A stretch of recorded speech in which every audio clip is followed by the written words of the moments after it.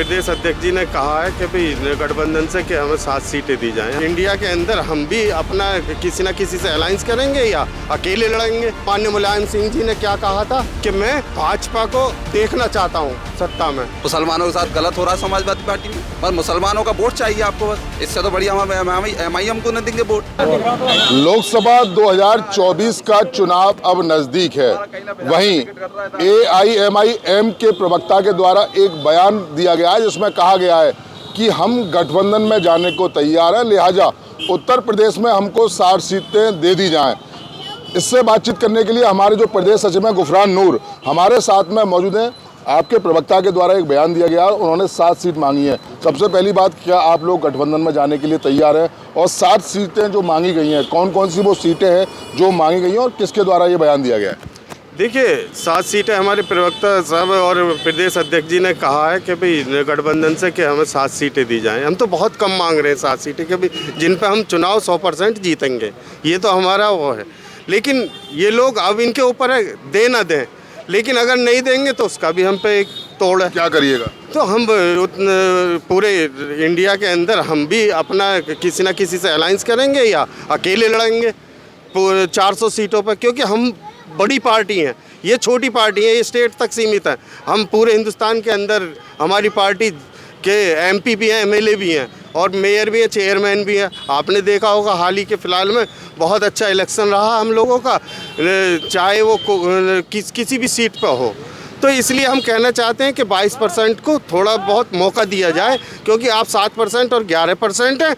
आप जो गठबंधन ये बना रहे हैं, फिर तो वही रह जाएगा PDA नहीं रहेगा, क्योंकि पंडित ठाकुर सिर्फ वही उसी में ये लोग इलझ के रह जाएंगे। कोई पिछड़ा वर्ग नहीं है इसके अंदर। मैं कहना चाहता हूँ कि उत्तर प्रदेश क्या पूरे हिंदुस्तान में जो आवाज़ उठा रहे हैं ओवैसी साहब उठा रहे हैं, चाहे संसद से लेकर सड़क तक, वही उन गरीबों की मजलूमों की आवाज़ बन रहे हैं। लेकिन ये कोई बोलने वाला नहीं है। इनमें से सिर्फ ये बरसाती मेंढक हैं, जब चुनाव आता है तो सड़क पर आते हैं, वरना ये अपने घरों में ACO में छुपे रहते हैं। क्या करिएगा? इंडिया गठबंधन अभी बनके तैयार हो गया, जयंत चौधरी PDA का NDA का हिस्सा हो गए। अब आप क्या करिएगा? अगर आपको 7 सीटें जो आपने मांगी हैं वो नहीं मिलती, क्या हर सीट पे आपके प्रत्याशी लड़ेंगे? देखिए, ज़्यादातर तो हमारे हर सीट पे नहीं, लेकिन हाँ ज़्यादातर जहाँ हम जीतने की स्थिति में होंगे वहाँ हम चुनाव ज़रूर लड़ेंगे और कोई रोकने वाला नहीं है। और कहने का मतलब, कुछ लोग कह रहे थे कि भाई BJP की B टीम है।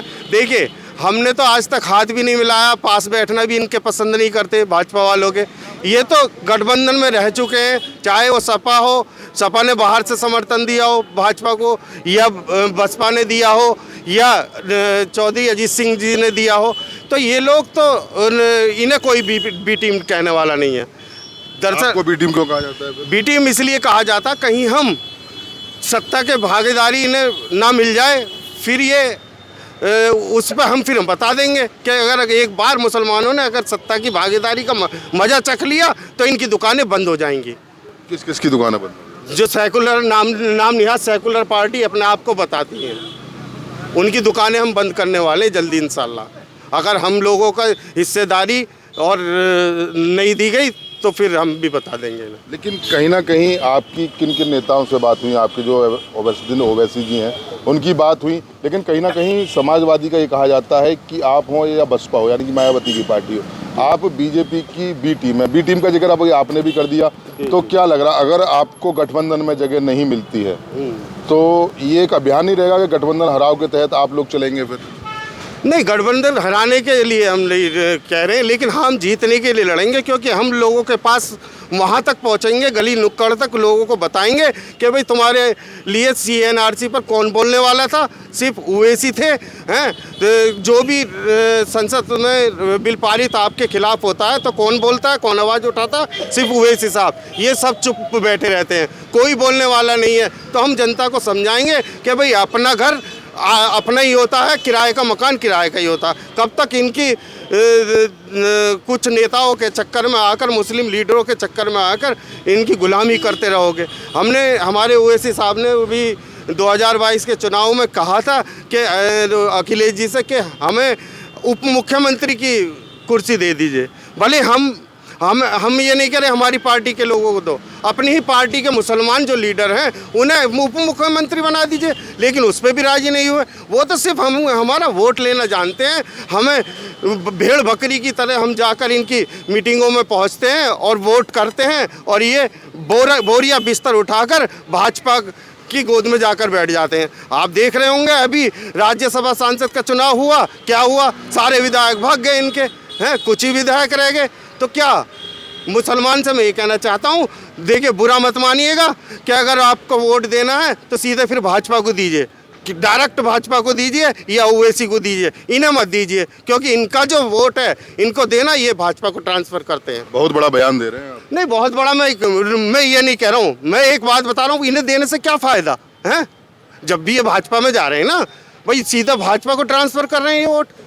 देखिए, सबसे बड़ी बात अभी आपने दो बात बोली। पहली बात बोली कि सीए एनआरसी को लेके अवैसी ओबीसी ने हमेशा इसका विरोध किया, लेकिन अमित शाह का वहीं बयान आया है कि अधिसूचना जारी होने से पहले सीए को हर हाल में लागू कर दिया जाएगा, पहली चीज़। दूसरी चीज़, जो राज्यसभा सांसद को लेके अभी आपने जिक्र किया, सलीम इकबाल शेरबानी जो कि 5 बार के सांसद रहे हैं और बदायूं में 4 बार से सपा से सांसद हैं, मंत्री भी रहे हैं और अलीगढ़ की उनकी राजनीति में बहुत अच्छी पकड़ भी रही है। उन्होंने इसी बात से नाराज होकर अपने राष्ट्रीय महासचिव पद से इस्तीफा दे दिया है। सबसे पहले मैं सीए पे लेकर आपका बयान जानना चाहूँगा, क्योंकि सीए लागू होगा, अमित शाह का बयान सामने आ चुका है, उसको लेकर फिर क्या करिएगा? ये देखिए, हमारे जो बड़े पदाधिकारी हैं, जो प्रदेश लेवल के, राष्ट्र लेवल के, ये वही बता सकते हैं, उनका जो आदेश होगा हम उसे। सलीम इकबाल शेरबानी के इस्तीफा दे दिया आपने पद से, क्या मायने रखते हैं? देखिए, हो सकता है इन्होंने यही बात किया है कि मुस्लिमों के साथ में उन्होंने धोखा किया है, मुस्लिमों की आवाज़ सुनने वाला कोई नहीं है, ये सिर्फ लोग जो है पिछड़ों के लिए और अल्पसंख्यकों के लिए, यानी मुस्लिम लोगों के लिए कोई भी कार्य नहीं कर रहे हैं। तो इसके लेके उन्होंने अपने पद से इस्तीफा दे दिया है। तो अब क्या कहेंगे, उनका इस्तीफा कितना मायने रखता है इस लोकसभा चुनाव में? देखिए, ओवैसी साहब हमारे पहले से इस लड़ाई को लड़ रहे हैं कि भाई ना तुम्हारा अखिलेश हो सकता है, मतलब कि ना इनके अब्बा हुए, क्योंकि हमने सारी ज़िंदगी इन पे जवानी कुर्बान करते करते हमने पार्लियामेंट के अंदर, अभी कुछ साल पहले की बात है, माननीय मुलायम सिंह जी ने क्या कहा था कि मैं भाजपा को देखना चाहता हूँ सत्ता में। तो ये बताइए, आप दोगली बातें क्यों कर रहे हैं कि हम लोगों को? आप आह्वान कर रहे हैं या तो ओवैसी AIIM को वोट दीजिए, वरना डायरेक्ट बीजेपी को वोट दे दीजिए। नहीं, मैं बीजेपी के मतलब एक गुस्से में वो कह रहा हूँ, मैं ये नहीं कह रहा हूँ कि बीजेपी को वोट दीजिए। अभी आपने नहीं, हाँ, एक गुस्से में कह दिया, लेकिन मैं ये कहना चाह रहा हूँ कि भाई क्या फ़ायदा आपका वोट का है? बताइए, आप सीधा मतलब इन्हें वोट देते हो, ये सीधा वहाँ ले जाते हैं। और भी हमारे साथ लोग एक बार ले लेते हैं। अभी आपने राष्ट्रीय महासचिव से बात की, वो कह रहे हैं या तो ओबीसी की पार्टी को वोट दीजिए या डायरेक्ट आप बीजेपी को वोट दे दीजिए। क्या मानते हैं, कैसा रहेगा? क्योंकि जिस तरीके से हालांकि बता रहे हैं कि हम आहत हैं, क्योंकि अखिलेश यादव क्योंकि समाजवादी से लोग जुड़े हैं, AIIM ने भी गठबंधन की चाह रखी है। उसके बाद में बोल रहे हैं कि हमने 60 सीटें मांगी हैं, अगर 7 सीटें हमको नहीं मिली गई तो हम फिर अकेले चुनाव लड़ेंगे। अगर ये अकेला चुनाव लड़ेंगे तो कहीं ना कहीं इनडायरेक्ट वे में फ़ायदा बीजेपी को ही होना है। देखिए सर, मैं आपको एक बात बता दूं, अखिलेश यादव से मुसलमान क्यों हट रहा है, पदाधिकारी क्यों हट रहे हैं, उसकी वजह आप बताइए। आप मीडिया के लोग हैं, आप तो सब जानते हैं। अखिलेश यादव से मुसलमान इसलिए हट रहा है, पदाधिकारी उनके साथ धोखा कराया जा रहा है, धोखा कराया जा रहा है। अभी शेरबानी साहब क्या आप कह रहे थे, वो उन्होंने पद से इस्तीफा दे दिया, क्यों दे दिया? वो एक सच्चे मुसलमान है इसलिए दे दिया। मुसलमानों के साथ गलत हो रहा है समाजवादी पार्टी में, बताइए। अभी आजम का बंद रहे, कौन मिलने गया वहाँ? जेल तक नहीं पहुँचे आजम खा के। अभी हमारे डॉक्टर साहब ख़त्म हुए, वर्क साहब, माँ अखिलेश यादव नहीं पहुँचे, क्यों नहीं पहुँच रहे आप? बस मुसलमानों का वोट चाहिए आपको, बस। इससे तो बढ़िया हम MIM को नहीं देंगे वोट। अगर गठबंधन में जगह नहीं मिली तो हाँ, अब अपना प्रत्याशी लगाएंगे। अब देखिए, आप अभी दो बात हो रही है। एक तो सबसे बड़ी बात यही हो रही है कि मुसलमानों की अखिलेश यादव सुन नहीं रहे, सबसे पहला सवाल। फिर भी ओवैसी साहब गठबंधन में जाने के लिए तैयार है, 7 सीटें मांग रहे हैं, फिर ऐसी दो तरफा चाल क्यों? नहीं, गठबंधन में इसलिए जाना चाह रहे हैं, और कल को अब मुसलमान ये ना कहे ओवैसी साहब ने खुद नहीं कहा था, मुसलमान ने खुद नहीं कहा था, ओवैसी साहब ने खुद नहीं मांगी टिकटें, तो क्यों देगा? अब वो जो अखिलेश यादव टाल देते हैं कांग्रेस पर, कि कांग्रेस से बात करिए, क्यों करिए कांग्रेस से? आप मुखिया तो यूपी के आप बन रहे हैं अखिलेश यादव जी।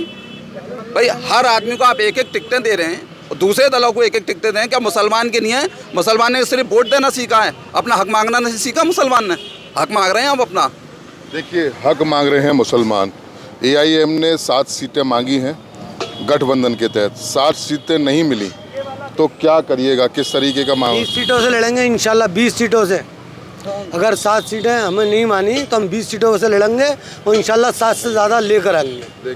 जी, सोचने वाली बात है, इस हिंदुस्तान में 2 करोड़ सिख हैं और 1 मुख्यमंत्री, 4 करोड़ ईसाई हैं, 4 मुख्यमंत्री, 40 करोड़ से ज़्यादा मुसलमान और 1 भी मुख्यमंत्री नहीं है।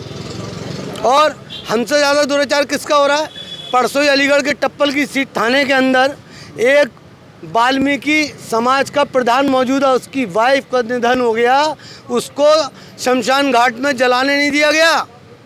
हाई कास्ट 12% लोगों ने कह दिया कि लेके जाओ, रोड पे जलाओ या अपने खेत में जलाओ। लेकिन हो गया, बाद में प्रशासन ने करा दिया। लेकिन शर्म की बात तो है ना, उसी पीड़ित आते तो हम मुसलमान बने। हम कोई सऊदी या मुल्तान से थोड़ी आए हुए, हम नहीं की पैदावार हैं और ही अत्याचारों की वजह से हम कन्वर्ट हुए। आज हमारे दलित पिस रहे हैं, उन्हें भी कन्वर्ट होना चाहिए या फिर आवाज़ उठाना चाहिए जमकर ओवैसी साहब के साथ में। मतलब आप कह रहे हैं कि धर्म परिवर्तन की एक आप खुले मन से आह्वान कर रहे हैं? नहीं, धर्म परिवर्तन का कोई आह्वान नहीं है। हम अपने जो हमारे बुजुर्गों ने किया उसका उदाहरण दे रहे हैं। यही अत्याचार हुए होंगे हमारे बुजुर्गों के साथ जो आज हो रहे हैं दलितों के साथ। देखिए, ये तमाम लोग थे राजनीतिक गलियारे, क्योंकि देखिए मौसम में नरमाहट शुरू हो गई और राजनीतिक गलियारे अब ज़्यादा गर्मा रहे हैं। तो साफ तौर से ओवैसी की पार्टी थे, AIM के ये लोग थे, प्रदेश सचिव थे जिनसे हमारी बात हुई। इनका साफ तौर से यही कहना है कि अगर हमने गठबंधन में जाने की इच्छा जाहिर किया, अगर हमको 7 सीटें अगर गठबंधन में नहीं दी गई तो हम निश्चित रूप से कई जगह हम लोग लोकसभा में चुनाव लड़ेंगे और आने के लिए मुंह तोड़ जवाब देंगे। अब देखने वाली बात यही होगी कि जिस तरीके से AIM ने असदुद्दीन ओवैसी ने गठबंधन में जाने की चाह तो जाहिर की है, लेकिन आखिर इनको गठबंधन में जाने का पॉसिबल हो पाता है, नहीं हो पाता, क्योंकि चुनाव बस नज़दीक है। चुनाव में आने के बाद आखिर ये कितनी सीटों पर चुनाव लड़ेंगे ये तो सिर्फ अब आने वाला वक्त बताएगा। मैं सहयोगी नवाब के साथ मोहित गुप्ता, TV9 अलीगढ़।